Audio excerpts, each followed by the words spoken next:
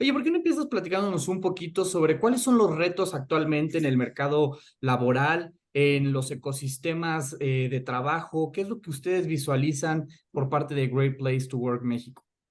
Este podcast es presentado por Coin SRC, abogados laborales, con más de 30 años de experiencia resolviendo conflictos con iniciativa privada, empresas paraestatales, contratos colectivos, seguridad social, derecho individual y colectivos. Contáctalos en coinsrcabogados.com. Michelle Ferrari, directora de Great Place to Work México, muchas gracias por este espacio y por esta conversación. ¿Qué tal? ¿Cómo estás el día de hoy?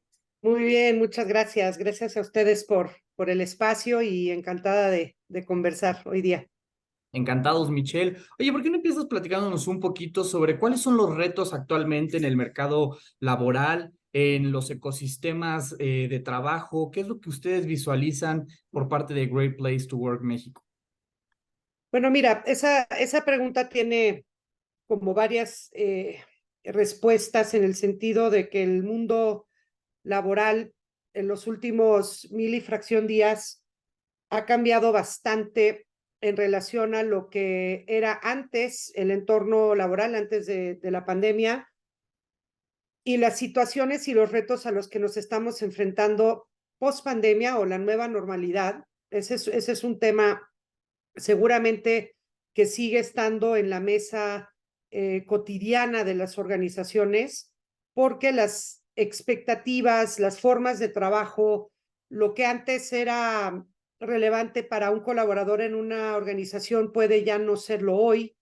Las prioridades han cambiado y las generaciones que están trabajando en las organizaciones, que muchas veces seguimos viendo una mezcla hasta de 4 generaciones trabajando ahí, los retos, la verdad es que se ven complicados en el sentido de que la gente está buscando lugares para trabajar que les permitan pues vivir estas prioridades de sus vidas, a la vez que estén en entornos psicológicamente saludables, lugares que puedan ser partícipes de algo más que solo el trabajo.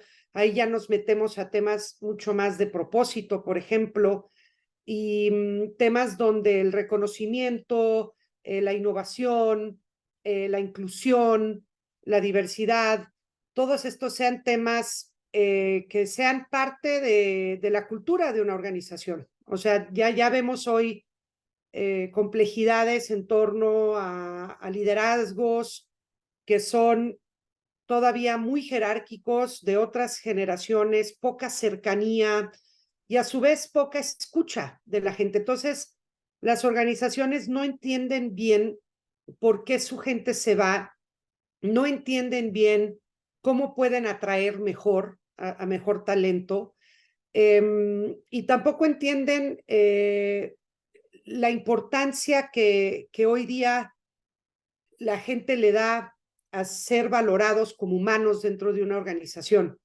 Entonces, lo que se llega a observar en los grandes lugares para trabajar es que hay estrategias muy puntuales y prácticas que promueven que un colaborador, que la experiencia del colaborador sea en torno a los temas que acabo de conversar, pero aún así vemos diferentes tipos de liderazgos en una sola empresa, ¿no? Porque por más que los grandes lugares para trabajar empujan una alineación de valores, comportamientos, hábitos, prácticas de los líderes, siempre te vas a encontrar con lugares donde hay líderes que son mejores para una cosa que para otras, líderes más humanos, más cercanos, y que se toman esto mucho más en serio, te podría decir, porque el reflejo de los resultados que se ven en una organización o en áreas o en departamentos o en unidades de negocio donde el liderazgo es mucho más pro a temas de este tipo, los resultados tienden a ser mejor en algún tipo de indicador, ¿no? Entonces, creo que las organizaciones y HR, recursos humanos, no la tienen tan evidente y garantizada que la propuesta de valor al colaborador esté tan alineado a los temas que se buscan hoy en la fuerza laboral. Y agregarle a esto el reto que más que reto yo creo que es una gran oportunidad para México, es el tema del nearshoring, ¿no? Y la escasez del recurso humano para poder llevar adelante la propuesta de el crecimiento que va a tener México. La gente va a querer ir a lugares que están promoviendo una mejor oferta de trabajo. Y no necesariamente esa oferta de trabajo solamente es sueldo. Incluso nosotros vemos que los grandes lugares para trabajar obviamente son organizaciones que pagan bien, porque no puedes pagar por debajo del promedio, pero son organizaciones que tienen un alto sentido de un salario emocional, ¿no? Hasta casi un 70% de las organizaciones que trabajan y son grandes lugares para trabajar están ofreciendo una propuesta de valor emocional. Y esto pues obviamente tiende a ser un fit importante con el talento, porque el talento busca obviamente estar en entornos saludables, ¿no? Y pues bueno, México siendo uno de los lugares con mayor burnout, la verdad es que las organizaciones y los líderes son los que tienen la responsabilidad, yo diría, de prevenir esto, detectar esto, atacar esto, apoyar esto. Y desafortunadamente el tema de salud mental es algo que no necesariamente lo puedes ver, ¿no? Es algo muchas veces silencioso, ese nivel de estrés.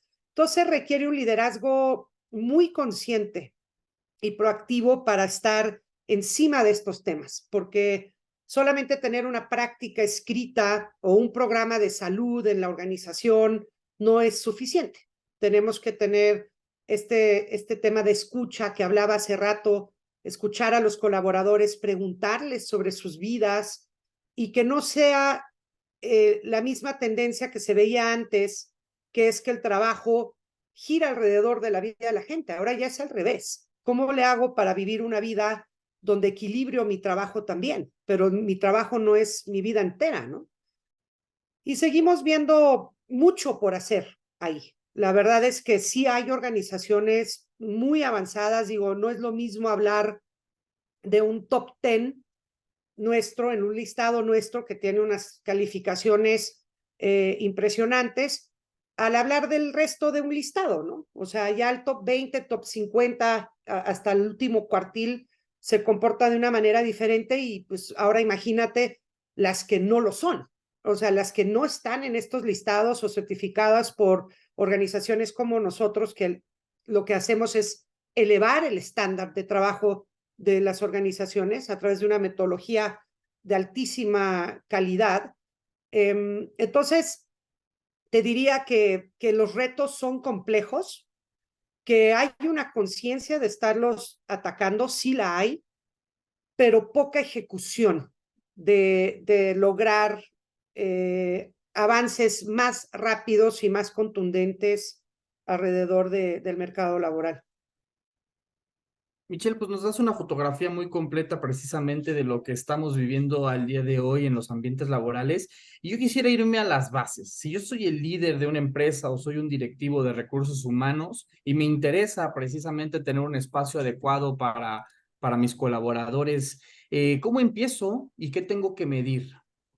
Sí, es una excelente pregunta porque creo que el tema de las bases sigue siendo un tema súper relevante para las organizaciones. O sea, tenemos que saber que empezar por lo básico es el primer pasito que hay que dar, ¿no? Porque muchas veces podemos creer que generar estos grandes lugares para trabajar es realmente imposible o es para empresas muy grandes o necesitas muchos recursos para hacerlo.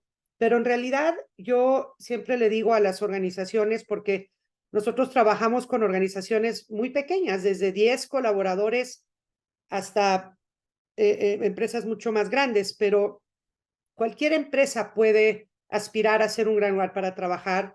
Ese es el número uno. Y número dos, hay que empezar por entender dónde estamos parados, ¿no? Lo que ayuda en este tipo de mediciones es justamente medir y compararte dónde estás y de ahí generar un plan que sea viable para ti. Obviamente no vamos a empezar a correr un maratón o hacer un Ironman si no tenemos ni siquiera las bases puestas para empezar a construir una organización sostenible en este tema? Porque a veces uno cree que meter una práctica, no sé, por decirte algo que se me viene a la cabeza, puedes traer a tu perrito a la oficina, ¿no? Por decir algo. Pues sí, es una práctica padrísima y eso no te va a hacer ser un great place to work o no, porque los grandes lugares para trabajar están centrados normalmente en el liderazgo. Entonces, como empresa tenemos que cuestionarnos qué comportamientos queremos en la organización, qué hábitos son, en qué creemos, cuáles son los valores con los que vamos a vivir todos los días aquí adentro. Y esos son temas súper básicos que no necesitas tener ni grandes presupuestos para hacerlo, pero sí tener un plan. Hay que hacer un plan, hay que entender ese plan estratégicamente hablando, porque los grandes lugares para trabajar o toda la vena de recursos humanos es sumamente estratégico para una organización. O sea, no es un tema por ahí paralelo, ¿no? Como lo seguimos viendo en gran mayoría de los casos, recursos humanos es un tema de un eje central, porque una vez que uno entiende hacia dónde va la organización, qué crecimiento vamos a tener, qué visión tiene la organización, la gente se alinea a lo que se necesita para lograr eso, ¿no? Entonces yo te diría que es una parte de medir dónde estamos y puede ser una medición bastante sencilla. E incluso Great Place to Work tiene ofrecimientos súper básicos para organizaciones pequeñas, pero te dan una gran fuente de data, porque eso también es importante saberlo. Hay que trabajar con metodologías y temas que sean válidos, ¿no? Porque tampoco ir y levantar una encuesta interna pues igual y te arroja cierta información, pero no te da la seguridad que estás realmente trabajando con datos reales, ¿no? O una metodología que realmente te dé visibilidad correcta hacia el camino a dónde ir. Entonces hay que tener un poco de cuidado en las decisiones que se toman, de cómo vas a medir, qué vas a medir, y después hacer un pequeño plan de acción que te lleve a ese primer paso, ¿no? Y una vez ya teniendo esas primeras bases, creo que ya podemos ir hablando hacia una construcción mucho más sólida, que obviamente eso es, estamos hablando de años de esto, ¿no? Porque las organizaciones que vemos en grandes resultados llevan mucho tiempo trabajando en construirlos sólidamente o nacen así, ¿no? Que ese es otro tema. A veces ves empresas de tecnología o empresas que están con una cultura, pues, desde el día que nacen muy centrada en la persona. Entonces, esas empresas también obviamente tienen la de ganar, porque no tienen que empezar a transformar algo que empezó de una manera distinta, ¿no? Entonces, yo diría que siempre hay un mejor destino para las organizaciones, pero hay que hacerlo, porque la cultura en las organizaciones ya existe, o sea, todas las organizaciones tienen una forma de trabajo, que es la cultura. ¿Qué tipo de cultura es la que queremos? Es la que hay que, queremos y necesitamos para el negocio, porque esto no es un tema solamente romántico de decir quiero ser un gran lugar para trabajar, pero quiero ser un gran lugar para trabajar, ¿para qué? ¿Y por qué? ¿Y eso qué me va a dar a mí de retorno, no? Entonces, es un tema de negocio. Entonces, creo que es un tema que tiene que estar en la agenda de los directivos, en la agenda de los empresarios y tiene que tomarse igual de en serio que la agenda de negocio, ¿no? Entonces, creo que por ahí va un poco mis recomendaciones o a las organizaciones pequeñas que hay que empezar por algún lado, por más pequeñito que sea, pero hay que empezar. Excelente, Michelle. Y resalto mucho justamente estos comentarios en donde creemos que estas iniciativas no son nada más exclusivas de los grandes corporativos, sino que hay muchas cosas que como empresarios podemos hacer y que pueden tener incluso costo cero o pueden requerir muy poco presupuesto que se pueden hacer, lo cual es bastante importante tener en cuenta. Y yo quisiera retomar justamente el tema que mencionaba sobre las generaciones. Precisamente estas nuevas generaciones, la Z, la alfa, las que vienen entrando, ¿Qué es lo que van a estar buscando en estas empresas como incentivos, como factores de motivación? Pues sí, yo creo que en principio que sean escuchados, ¿no? Nosotros vemos, no solamente en la metodología de Great Place, pero en otras metodologías que manejamos, que hay un switch completamente apagado en las organizaciones para estas generaciones, ¿no? No están en un entorno donde su voz es escuchada o están sentados en mesas donde su aportación valga algo, y las organizaciones se pierden de este gran chip que traen estas nuevas generaciones, porque no hay manera de que alguien de una generación, tres generaciones arriba de esta generación, pueda entender o vivir o pensar como un joven. ¿Por qué? Porque es lo mismo que un hombre no puede pensar igual que una mujer, ¿no? O sea, es como tenemos que incluir a las personas diversamente en las organizaciones, incluyendo la parte dataria, porque ahí te estás perdiendo de un gran, de una gran aportación de puntos de vista que no lo ven las otras generaciones. Entonces, cuando estas generaciones entran a una organización donde valen cero y donde lo que yo pienso y lo que yo quiero promover no le importa a nadie, pues ahí entra un mecanismo alto de disengagement, o sea, la gente no se compromete, obviamente, en entornos como este. El otro tema es la relación, el parámetro de relación, por ejemplo, el ratio, o sea, el ratio de relación entre un líder y un colaborador tiene que ser suficientemente cercano. O sea, yo creo que aquí tiene que haber un tema de relacionamiento de alta escucha activa, mucho feedback. Estos jóvenes quieren saber muy rápidamente qué tienen que hacer para mejorar o qué puedo hacer de una manera distinta como para poder ser incluido o ser parte de la organización. Entonces, los líderes de otras generaciones están acostumbrados a dar feedbacks, pues tal vez una o dos veces al año. Y el ritmo y la agilidad de estas generaciones viene muy acelerado, o sea, porque como traen el manejo de la información muy distinta, traen un propósito en sus vidas muy alineados a mejorar el mundo, a estar metidos en proyectos que promuevan un propósito.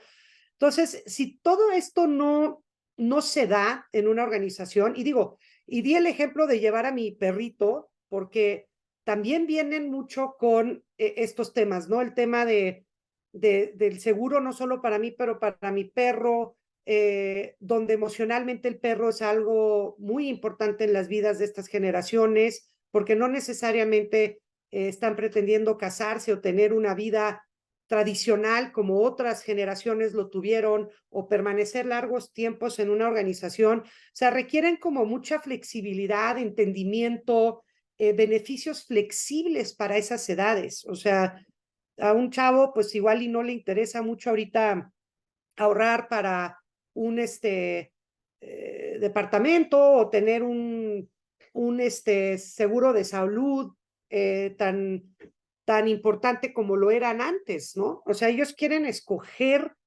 dónde y cómo quieren sus beneficios, dónde y cómo trabajan, quieren tener mucha confianza con los jefes y a su vez los jefes no dan esa confianza porque hay como una creencia, yo te diría, de, pues tú no sabes nada, ¿no? Estás muy chavo, yo soy el que sé, yo soy el líder y pues tú tienes que hacer lo que yo te digo. Y más que, te diría, ese liderazgo jerárquico que se ve mucho, hay poca cercanía. Seguimos viendo organizaciones que los líderes creen que tienen la respuesta para todo. O sea, si trabajamos en mesas horizontales, donde todo mundo se sienta en un lugar donde puede aportar una idea, donde haya obviamente disciplina y procesos para todo esto, porque no te estoy diciendo que todas las ideas sean escuchadas, pero por lo menos, o sea, escuchadas sí, pero no aplicadas. Yo creo que estos entornos fomentan una riqueza y la gente se siente bien ahí, se siente tomada en cuenta. Entonces, hay una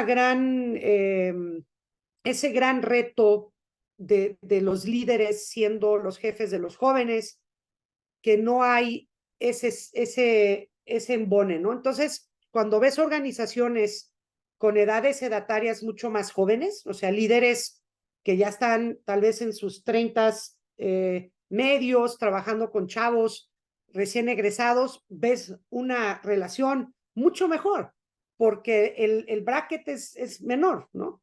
Entonces, hay un mayor entendimiento y la gente se siente, pues, muy bien en lugares donde el liderazgo tiene menos años de por medio, ¿no?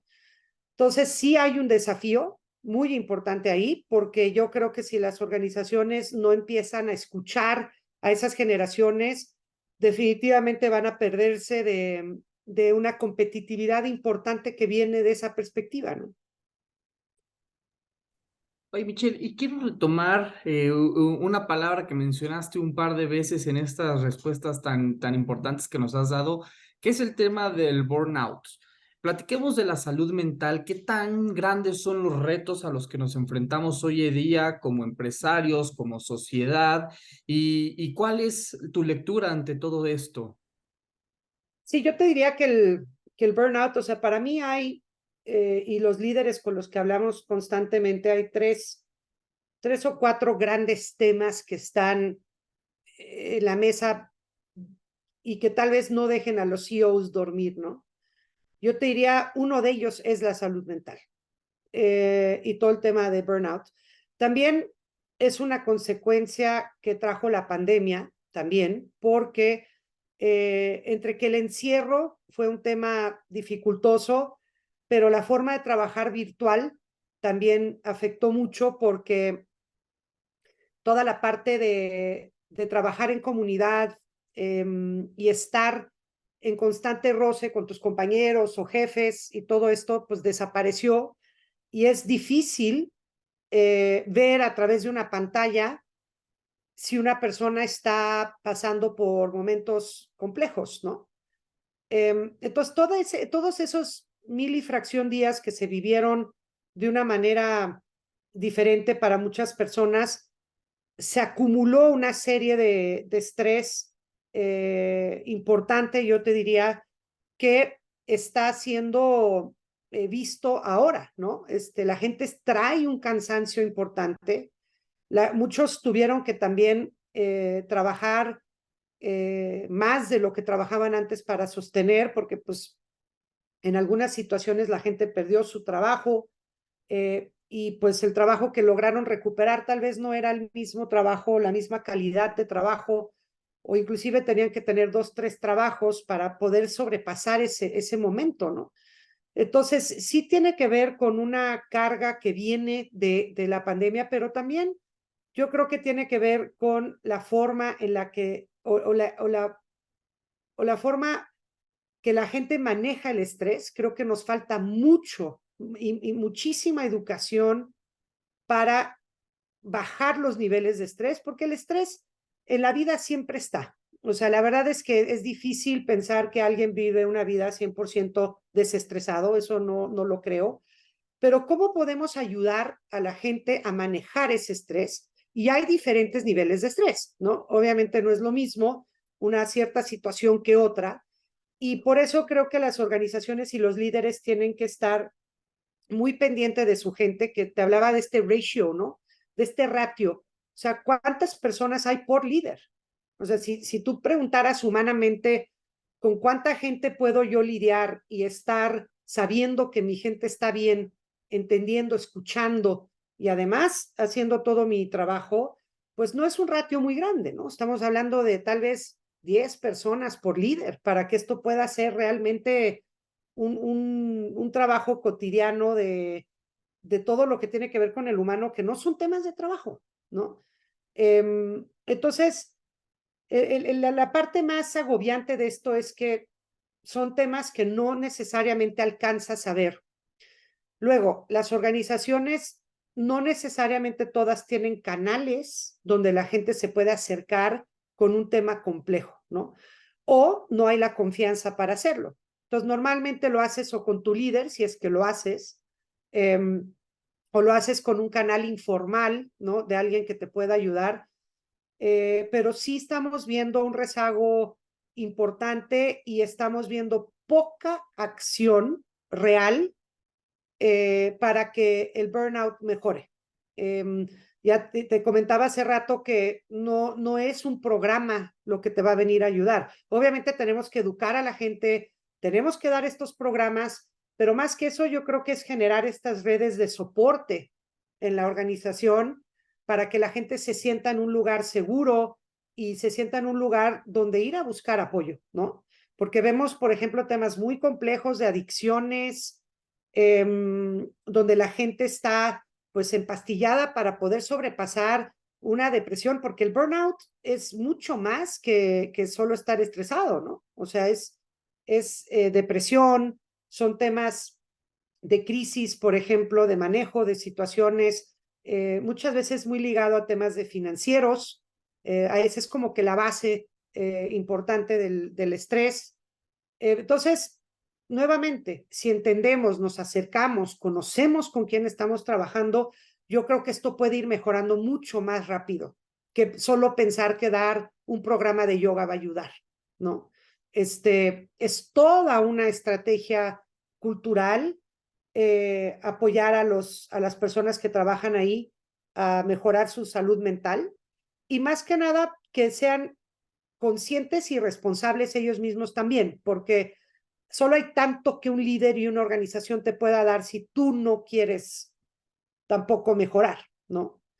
Entonces, toda esta conciencia alrededor de la salud, del por qué es importante, cosas que puedes hacer para mejorarla, está en manos hoy de las organizaciones y lo vemos en grandes lugares para trabajar con temas muy 360 alrededor del burnout, ¿no? O sea, cómo podemos ayudar a la detección de eso, que creo que es uno de los pasos más importantes, porque te digo que es difícil verlo, y más con tanta virtualidad, hoy que las empresas están en su gran mayoría ya regresando a un esquema 3-2, sigue habiendo mucha virtualidad, entonces si tú no estás constantemente con tu gente físicamente, es difícil detectar ese burnout, porque no mucha gente habla de eso, no quieren hablar de eso. Es un tema silencioso, por eso es como tan peligroso, ¿no? Porque si tienes gente enferma, pues también imagínate los costos alrededor de eso, porque una empresa, digo, no solo que le cuesta a la organización curar o ayudar a esa persona, pero que tengas un talento que está al 30%, pues imagínate la productividad de esa empresa. Entonces, es todo un tema muy relevante que creo que está tomando cada vez más fuerza, eso sí, y sé que también hay algunas preguntas relacionadas a la NOM y es algo un poco frustrante, ¿no? Porque la NOM ha sido una herramienta y una intención muy buena para que las empresas midan cómo están, pero hay poca ejecución alrededor de esos planes de acción, ¿no? Entonces te obligan a medirla, pero toda la parte de auditoría y compliance alrededor de eso se sigue viendo muy gris, ¿no? Entonces yo creo que vamos por ese camino donde no va a quedar de otra en ser organizaciones, si queremos sobrevivir y ser competitivos, no va a quedar de otra que ser grandes lugares para trabajar, o sea, altos estándares de trabajo, y eso incluye toda la parte de salud, ¿no? Sin lugar a duda, yo creo que difícilmente vas a poder ser una empresa con la que otras empresas quieran trabajar con si tú no eres una empresa de este tipo, ¿no? Porque nadie quiere trabajar con un proveedor que tiene a su gente mal o que no hace un compliance con objetivos de desarrollo sostenibles o con la Agenda 2030. Entonces, todos estos indicadores forzosamente van a tener que ser ya parte de si tú quieres tener una organización que sea viva, se sostenga y que reputacionalmente estés bien parado para trabajar en el mundo laboral, ¿no? O de negocios. Oye, Michelle, ¿y estos retos cómo se aplican o qué recomendarías para empresas? Porque como mencionas, bueno, hay empresas que ya retomaron actividad en oficinas, otros que tienen los esquemas híbridos, otros que están en el mundo de los coworkings y otros que todavía están en un formato full digital de home office. ¿Esto aplica igual para estas empresas o cómo le recomendarías a una empresa que está en un formato full digital que puede construir un gran lugar para trabajar? Sí, yo creo que ahí es súper importante que tengamos una agenda, y al igual que tenemos una agenda de negocio y tienes tus citas de negocio y tienes tus reuniones de negocio, tenemos que asegurar que estamos generando espacios que son para temas personales, culturales, de convivencia, aunque sea de manera digital, porque aparte una agenda virtual es mucho más compleja de maniobrar que una física, porque pones reuniones muy seguidas, te das muy poco tiempo para pararte de tu silla, esa es otra indicación de muy mala práctica para la salud. Entonces, nosotros mismos somos muy malos para manejar una agenda virtual, ¿no? Entonces, tenemos que como jefes y como compañeros asegurar que estamos manejando una agenda que nos permita tener ese balance, al igual que tienes una agenda de negocio. O sea, voy a dejar este espacio para tener una reunión, pero para hablar de temas específicamente del equipo o de cómo está mi gente, tomarse 10 minutos antes de cada reunión para hacer prácticas, no sé, rituales de respiración, temas que ayuden a las personas a estar mejor dentro de esa virtualidad. Aunque mira, mucha gente, si tú les preguntas, y es lo que nosotros vemos, todos preferirían seguir en home office. O sea, ha costado mucho llevar a la gente de regreso a las oficinas.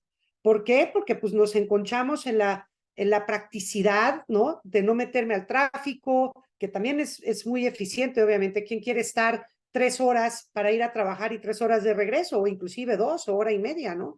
Entonces, como vivimos la parte cómoda de eso, la practicidad, pues es bien difícil salir de ahí, ¿no? O sea, a todo el mundo le gusta tener mucha más comodidad a la hora de trabajar y seguramente fuimos y somos más productivos así, simplemente por no ir en el transporte o lo que sea a tu lugar de trabajo. O sea, que es un tema que hoy tú pasas una encuesta y todos preferirían quedarse home office, que yo creo que eso va a ir cambiando, porque en el momento en el que nuevamente sientes el compañerismo, el roce, la espontaneidad de estar en reuniones, la agilidad de respuestas que necesitas para hacer bien tu trabajo, vas a empezar a sentir otra vez el valor de eso, ¿no?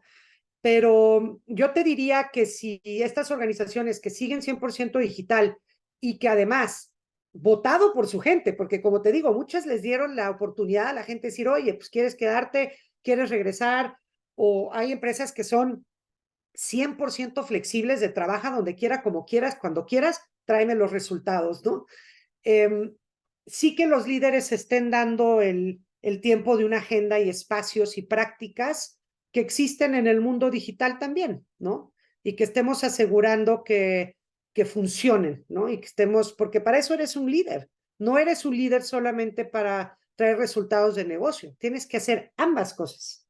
Tienes que ser un gran líder en temas humanos, de manejo de gente, que ahí es donde vemos falta mucho por hacer ahí, porque las prácticas culturales de los líderes son las que impactan en la gente todos los días.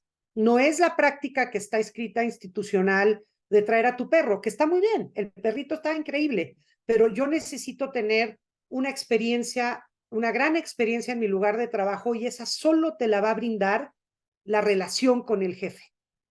Porque tú puedes tener al perrito y puedes tener magníficas cosas. Y si tienes un jefe que te maltrata o no te entiende o te hace trabajar 18 horas y no entiende que estás en una depresión o tienes una adicción, no sirve, no sirve. Entonces, tenemos que tener una gran conciencia que como líderes hoy día y hace ya mucho tiempo no somos líderes solo para traer resultados de negocio. Es a la misma vez trabajar como un líder, como un gran líder, ¿no? En el temas de cultura y clima. Y siguiendo con este diálogo enfocado hacia los líderes, pues de repente hablar de este tipo de cosas nos puede emocionar mucho, de mejorar los ambientes laborales, acercarnos con los colaboradores y demás, pero uno de los retos internos en las organizaciones cuando platicamos de todo esto, pues es el económico. Y es ahí en donde yo quisiera que tú me platicaras cómo justificamos el retorno de inversión de este tipo de iniciativas, cuando ustedes se acercan con los clientes, cómo les hacen ver precisamente que esto no nada más va a ayudar a que todos estemos contentos, sino que también en los resultados de la organización hay un impacto económico. Sí, definitivamente. A ver, tenemos formas de medirlo, inclusive a mucha profundidad. Cuando encontramos grandes lugares para trabajar, hablemos de organizaciones, tal vez en el primer cuartil de nuestros listados, hay una correlación importante en el crecimiento de las empresas, ¿no? Y eso, por ejemplo, no solo lo decimos nosotros, a nosotros también nos auditan en la Bolsa de Nueva York, por ejemplo, para escoger, para que grandes portafolios escojan en qué empresas van a invertir. Siempre se meten a ver nuestros listados porque los retornos llegan a ser hasta 3 veces más que una empresa que no lo es, ¿no? Entonces, hay correlaciones interesantes de crecimiento en organizaciones que son grandes lugares para trabajar, pero si nos vamos a una capa todavía más adentro, en indicadores donde te comentaba al principio, en una organización podemos ver unidades de negocio, departamentos o líderes inclusive que tienen mucha mejor calificación que otros, ¿no? Entonces, cuando te metes a ver, ok, esta área o este departamento o esta unidad de negocio tiene un excelente resultado, te metes a ver, por ejemplo, indicadores como merma, ¿no? No, son lugares que tienen mucha menos merma o cero merma comparado a otra unidad de negocio en la misma empresa que tiene un resultado mucho más bajo, hay un alto nivel de merma, ¿no?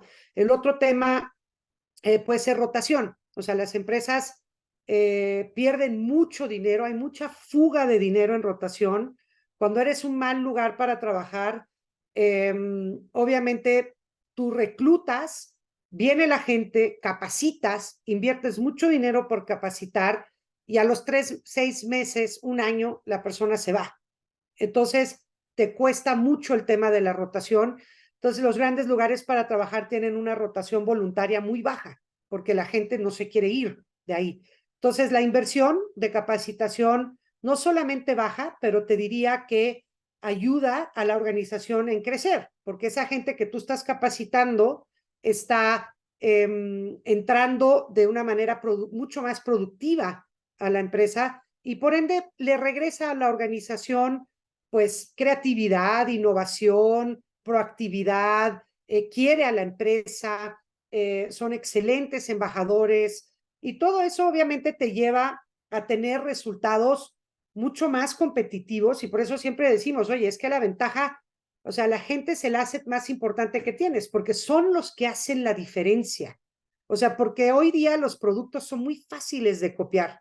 O sea, no, o sea, y lo vemos todo el tiempo, ¿no? Entonces, si tú tienes una cultura que va a hacer las cosas de una manera diferente, háblese creatividad, innovación, proactividad, no hay resistencia al cambio, vas a ser mucho mejor que tu competidor que hace lo mismo que tú.